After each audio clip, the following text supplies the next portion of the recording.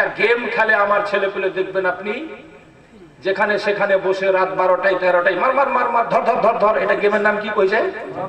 PUBG.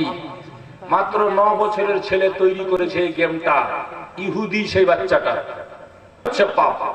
ওই PUBG নামে নিজের নামে গেম তৈরি করে 9 বছরের বাচ্চা একটা সফটওয়্যার আপনার আপলোড করে দিয়েছে।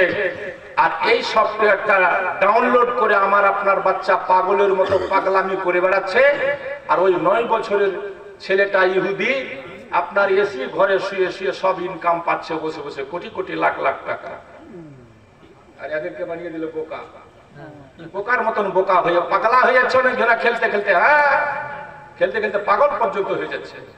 এই গেম খেলা শরীয়তে জায়েজ নয়, একদম হারাম, একদম হারাম, একদম হারাম। মনে হচ্ছে যে রোডকেই ছিঁড়ে ফেলে দিল। কথা ঠিক না ভুল?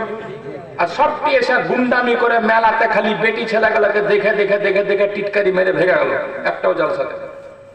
এটাই শিক্ষা দিয়েছি আমরা। আল্লাহ পাক যেন বাঁচায় আমার আপনার ছেলেকে, বলুন আল্লাহুম্মা আমিন। তবে আমরা তৈরি করে দিয়েছি এরকম যে কিছু করার নাই।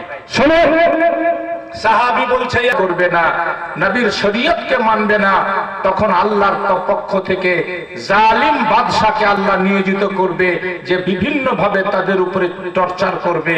আজ তাই আমাদেরকে টর্চার করা হচ্ছে, এটা অন্য কোনো কারণে না। আমল থেকে আমরা দূরে সরে গেছি। উরুস তো আমরা কম করি না, মাজার তো আমরা কম ঘুরি না, জুলুসও তো আমরা কম মানাই না, জালসাও তো আমরা কম শুনি না, করি না। কিন্তু আমাদের উপরে আযাব আর গজব আসার কারণ হচ্ছে আসল জায়গা থেকে আমরা দূরে সরে গেছি। মসজিদ, যে মসজিদের একটা সিজদার কথা বিশ্বকবি ডাক্তার ইকবাল বলে গেছে, ও এক সজদা जिसे तू गरा समझता है हजार सजदे से आदमी को देता है निजात। হে খোদার বান্দা, একটা সাজদা তুমি অবহেলা করে যেটা ছেড়ে রেখেছো, জীবনে ভুল করেছো, হয়তো সেই জীবনের একটা সিজদাই তোমাকে নিজাত দিয়ে দিত যেটাকে তুমি কাজা করে দিয়েছো। আজ আফসোস মুসলমান, আমরা সেখান থেকে দূরে সরে গেছি। এখনো সময় আছে ভাই। মসজিদগুলা যদি সঠিকভাবে আমরা আবাদ করতাম, আমাদের কোনো মসজিদকে তারা দাবি করতে আসতো না, আসেনি। যখন সংখ্যাতে মুসলমান কম ছিল, তাও তাদের মধ্যে দম ছিল। আর এখন এত সংখ্যাতে আমরা বেড়ে গেছি, তারপরে আমাদের দম গেল কোথায়? আসল কথা হচ্ছে আমরা যেটা খাই সেটা একবারও ভাবি না যে হারাম না হালাল, যা পেলাম সব খেলাম। এজন্য তো কেউ বলেছিল তোমার নাম কি? তো বলে আমার নাম আফাজউদ্দিন। খবর কি? তো কইছে গোলমালে যাইজউদ্দিন। নাম আফাজউদ্দিন, গোলমালে যাইজউদ্দিন, মানে হারাম হালাল আর চিনি না, যা পাই খেয়ে যায়। আজ আপনি বলুন তো ইমানদারির সহিত কটা মুসলমান হালাল খায়? আর হালাল না খেয়ে আপনি যদি নামাজও পড়েন তো আপনার নামাজ কবুল হবে না। হাদিসে পাকে আছে, এক লোকমা হারাম পেটে গেলে 40 দিন পর্যন্ত সেই বান্দার কোনো দোয়া কবুল হবে না। তো আপনার উপরে যাকাত খরচ ছিল, আপনি দিলেন না। 100 টাকায় মাত্র 2.5 টাকা। এই 2.5 টাকা না দেওয়ার কারণে 100 টাকাও আপনার হারাম হয়ে গেল। 1,02,500। আফসোস, বড় চিন্তার বিষয়। গোটা রমজান মাস আমরা তরমুজ খেলাম, 1 কিলো তরমুজ কিনলাম, তার মধ্যে ছোকা বাদ দিয়েছে হাফ কিলোর চাইতেও বেশি। আমাদের গায়ে ব্যথায়নি। কলা কিনছি আমরা, ছোকা ছিলে পেলে দিচ্ছি প্রায় 30%, আমাদের গায়ে ব্যথাই না। আম কিনে আমরা আমের ছোকা ছিলে ফেলে দিচ্ছি, ছোকা সহ কিনলাম, গায়ে ব্যথাই না। মুরগি কিনলাম আমরা, চামড়া ছাড়িয়ে ফেলে দিলাম, 2.5 কিলো ওজনের মুরগি হাফ কিলো বাদ হয়ে গেল, প্রায় আপনার কি বলে যে 25% বাদ করে দিলাম, গায়ে ব্যথাই না। আর আল্লাহ বলেছেন আকিমুস সালাত ওয়া আতুজ যাকাত, মাত্র 2.5% দিয়ে বান্দা তোকে তো দিয়েছি আমি।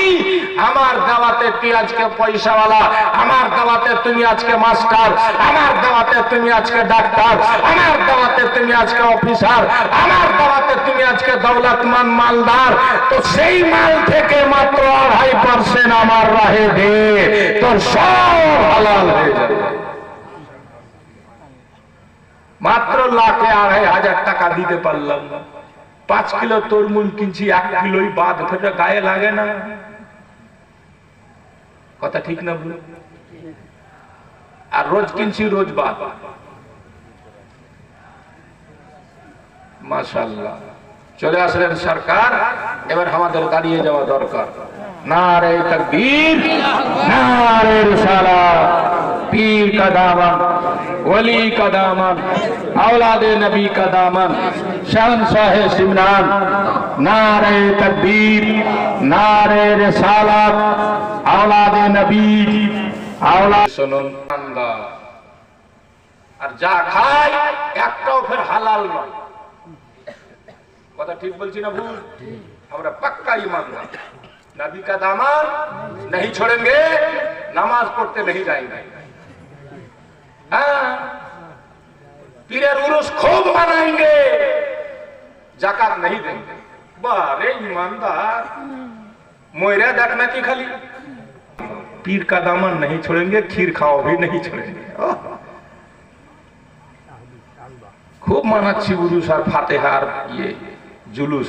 আলহামদুলিল্লাহ, ভালো কাজ, মানান আমি নিষেধ করি না, কিন্তু আসল জায়গায় কই? আপনি নামাজ পড়েন না, আপনার ছেলে মেয়ে বউ বাচ্চা কেউ নামাজ পড়ে না, আর আপনি ফের আল্লাহর রহমতের আশা করছেন। এজন্য তো ধেয়ে আসছে খোদার গজব চতুর্দিক থেকে আমাদের উপরে। নামাজ পড়বো তুই কে? আজ আমাদের মুসলমানদের হককে ছিনিয়ে নেওয়া হচ্ছে। অনেক কিছু করলো ভারতবর্ষে, আমরা এত